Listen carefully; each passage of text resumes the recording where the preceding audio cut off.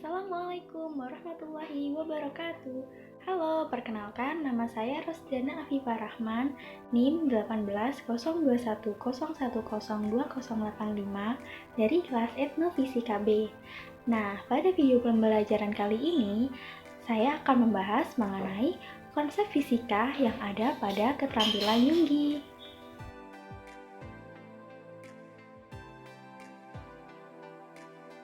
Sebelum kita bahas lebih jauh mengenai konsep fisika yang ada pada keterampilan Yunggi, maka kita bahas terlebih dahulu apa itu Yunggi dan apakah benar pada keterampilan Yunggi itu ada konsep fisika. Nah, untuk membuktikannya, yuk kita bahas bersama-sama.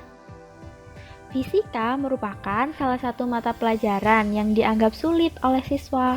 Hal ini karena mata pelajaran fisika menggunakan konsep dan prinsip dalam menyelesaikan permasalahannya. Nah, sehingga siswa merasa kurang minat terhadap pelajaran fisika karena dianggap sulit dan membosankan.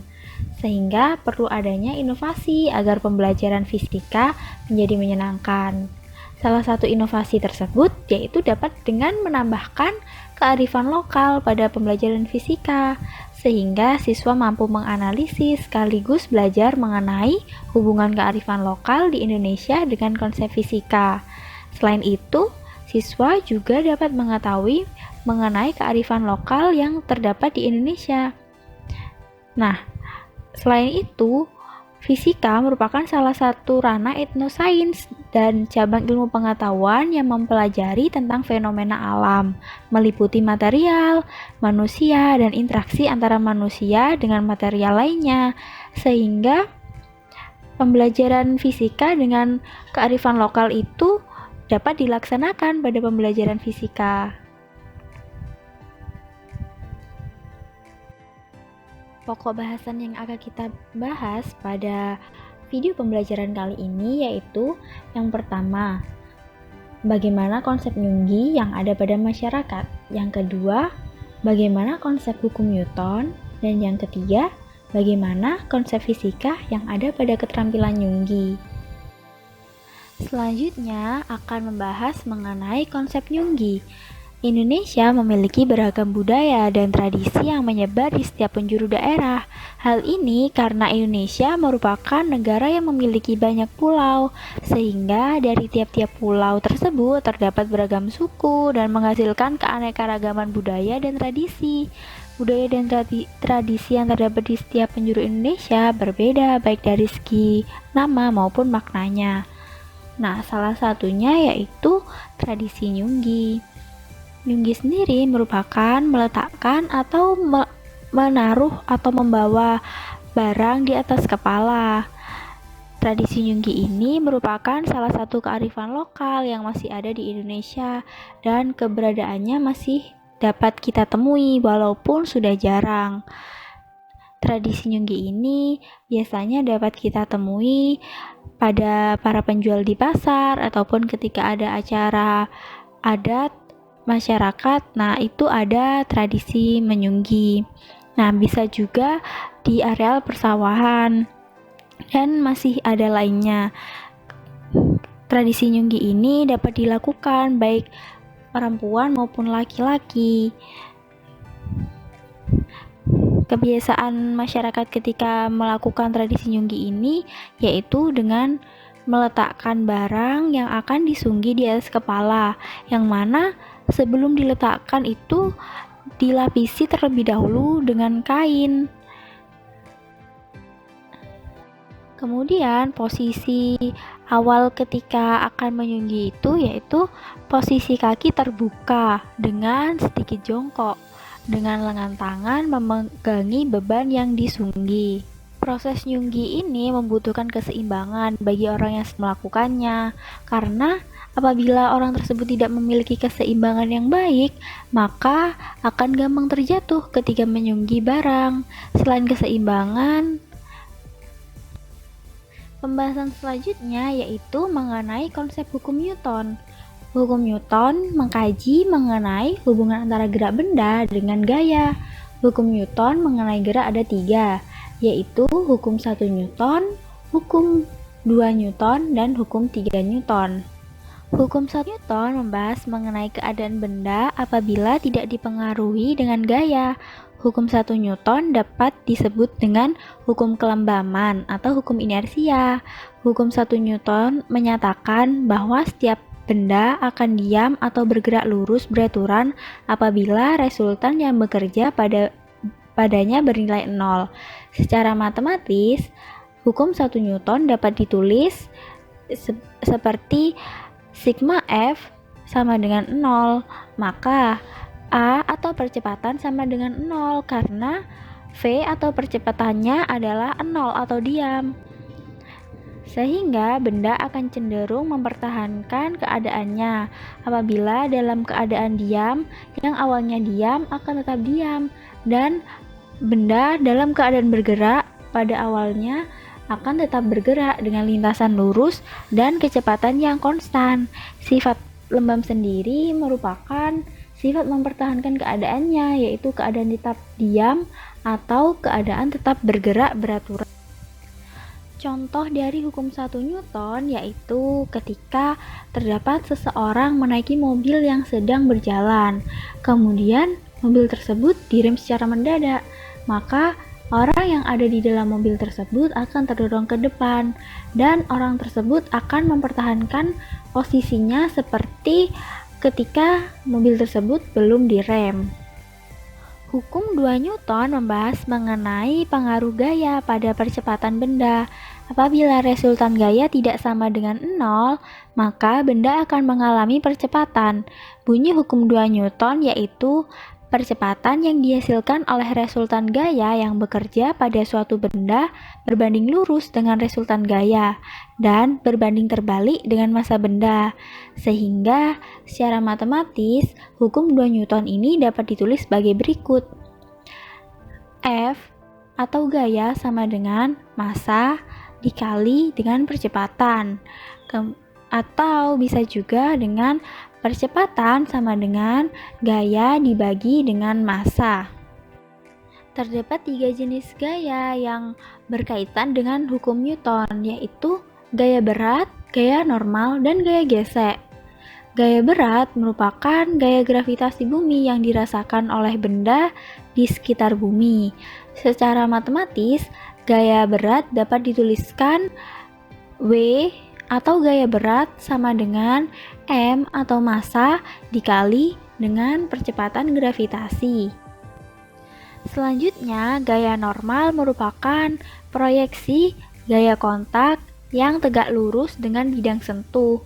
Gaya ini terjadi apabila ada kontak dua benda. Besar gaya normal sendiri bergantung pada keadaan benda yang saling kontak dan dalam menentukannya dapat dengan menggunakan hukum 1 dan hukum 2 Newton.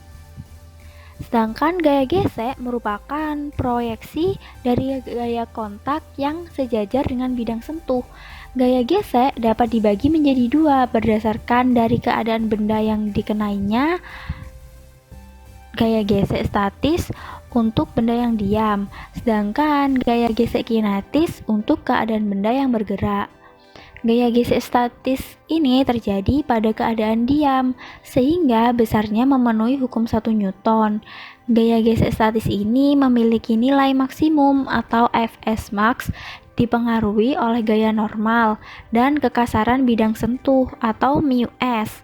Sehingga secara matematis, gaya gesek statis dapat ditulis Fs max atau gaya gesek statis maksimum sama dengan μs atau koefisien gaya gesek statis dikali dengan n atau gaya normal. Selanjutnya, gaya gesek kinetik. Nah, gaya gesek kinetik ini merupakan gaya gesek yang timbul akibat benda bergerak. Besar gaya gesek kinetik sesuai dengan Fs max, yaitu sebanding dengan gaya normal dan sebanding dengan koefisien gesek kinetik atau μk. Sehingga secara matematis, gaya gesek kinetik ini dapat ditulis yaitu Fk atau gaya gesek kinetik sama dengan μk atau koefisien gaya gesek kinetik dikali dengan n atau gaya normal.